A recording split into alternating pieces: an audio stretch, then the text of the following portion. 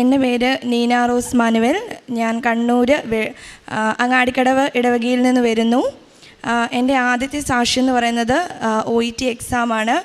ഞാൻ 7 തവണ OET exam എഴുതിയിട്ടുണ്ട്. ഞാൻ ജൂണിലാണ് 2022 ജൂണിലാണ് ഞാൻ ആദ്യമായി ഉടമ്പടി എടുക്കുന്നത്. ഉടമ്പടി ഞാനും എൻ്റെ സഹോദരി എടുത്തിട്ടുണ്ടായിരുന്നു. അപ്പം ഞങ്ങൾ ഒരുമിച്ച് എക്സാം എഴുതി.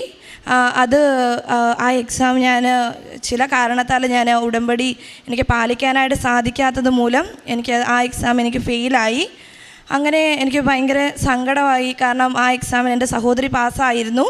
അപ്പോൾ എനിക്ക് ഭയങ്കര വിഷമമായി. പിന്നീടൊരു OET എക്സാമിനെക്കുറിച്ച് എനിക്ക് പ്ലാൻ തന്നെ ഇല്ലായിരുന്നു. പിന്നെ എൻ്റെ സഹോദരി എൻ്റെ അമ്മയും എന്നെ സപ്പോർട്ട് ചെയ്ത് ഞാൻ വീണ്ടും വന്ന് ഉടമ്പടി പുതുക്കി ഞാനൊരു ഡേറ്റ് എടുത്തു.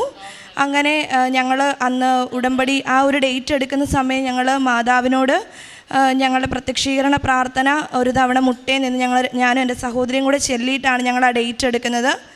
അങ്ങനെ ഞങ്ങൾ ആ ഡേറ്റ് എടുത്തു. അങ്ങനെ 7ാമത്തെ തവണത്തെ ഡേറ്റ് ആയിരുന്നു അത്. എനിക്ക് ആകെയുള്ള പ്രതീക്ഷ എന്ന് പറയുന്നത് മാതാവ് മൂലം ഞാൻ ആ എക്സാം പാസ്സാവും. കാരണം ബാക്കി 6 തവണയും എൻ്റെ കഴിവാൽ എനിക്ക് പാസ്സാകാൻ സാധിച്ചില്ല. അങ്ങനെ ഞാൻ ആ 7ാമത്തെ തവണ ഞാനെല്ലാം മാതാവിനായി സമർപ്പിച്ചു. അങ്ങനെ ഞാൻ മാതാവിൻ്റെ കാശുരൂപമൊക്കെ ആയിട്ടാണ് ഞാൻ എക്സാം എഴുതാൻ ചെല്ലുന്നത്. എൻ്റെ മനസ്സിൽ ഞാൻ ഉറപ്പിച്ചു, ഞാൻ പഠിച്ചതിൽ ഞാൻ പാസ്സാകത്തില്ല എന്ന് തന്നെ ഞാൻ ഉറപ്പിച്ചാണ് ഞാൻ അവിടെ ചെല്ലുന്നത്. ഞാൻ ആകെ പഠിച്ചതിനെക്കുറിച്ചൊന്നും ഞാൻ ചിന്തിച്ചില്ല. പകരം ഞാൻ എന്നെക്കൊണ്ട് എത്ര ജപമാല ആ എക്സാം എഴുതുന്നതിന് മുമ്പ് ചൊല്ലി തീർക്കാമെന്നാണ് ഞാൻ വിചാരിച്ചത്. ഞാൻ ആ കാശുരൂപവും ആ കൊന്തയും ഞാൻ ഇവിടുന്ന് വാങ്ങിച്ച കൊന്തയുമായിട്ടാണ് ഞാൻ പോയത്. ഞാൻ അങ്ങനെ ആ എക്സാം സ്റ്റാർട്ട് ചെയ്യുന്ന ഒരു സമയം വരെയോളം ഞാൻ ആ ജപമാല ചൊല്ലി. അങ്ങനെ എൻ്റെ റിസൾട്ട് വന്നു. ഞാൻ ആ എക്സാം പാസ്സായി.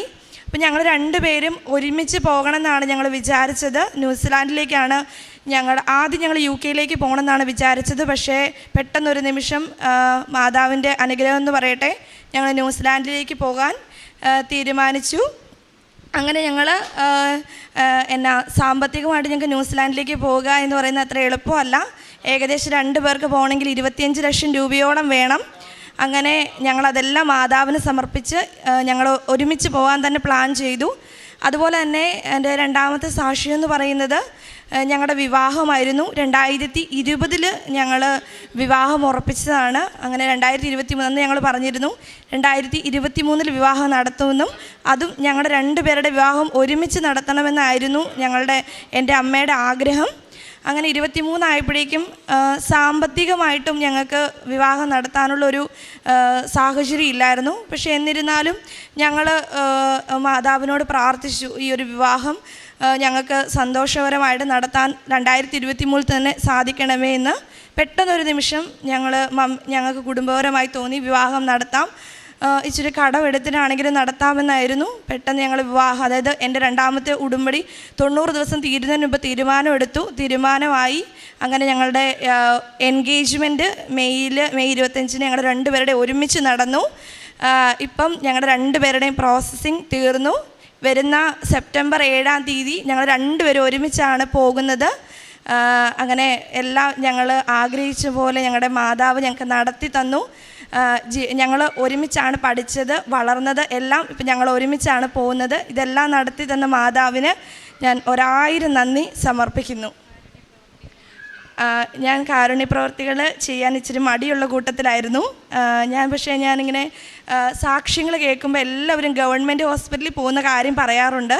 എനിക്ക് ഭയങ്കര ചമ്മൽ അവിടെ പോകാനായിട്ട്. എന്നിരുന്നാലും ഞാൻ എൻ്റെ സഹോദരിയും കൂടെ തന്നെയാണ് പോയത്.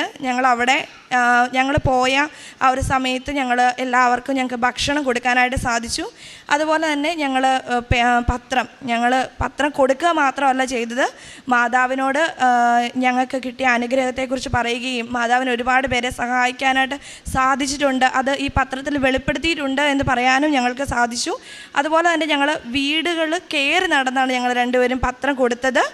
അങ്ങനെ ഇത്രയൊക്കെ കാരുണ്യപ്രവൃത്തികളാണ്. അതുപോലെ തന്നെ ഞങ്ങൾ വയസ്സായ ഒരുപാട് ഈ ഓൾഡ് ഏജ് ഹോംസിൽ ഞങ്ങൾ പോയി നിന്ന് വയസ്സായവരെ കാണുമായിരുന്നു. അങ്ങനെ ഞങ്ങൾ 2-3 സ്ഥലത്ത് അങ്ങനെ പോയി വയസ്സായവരെ കാണുമായിരുന്നു. ഇതൊക്കെയാണ് കാരുണ്യപ്രവൃത്തികളായിട്ട്. ഇതിനെല്ലാം തന്ന അമ്മ മാതാവിന് ഞാൻ നന്ദി പറയുന്നു.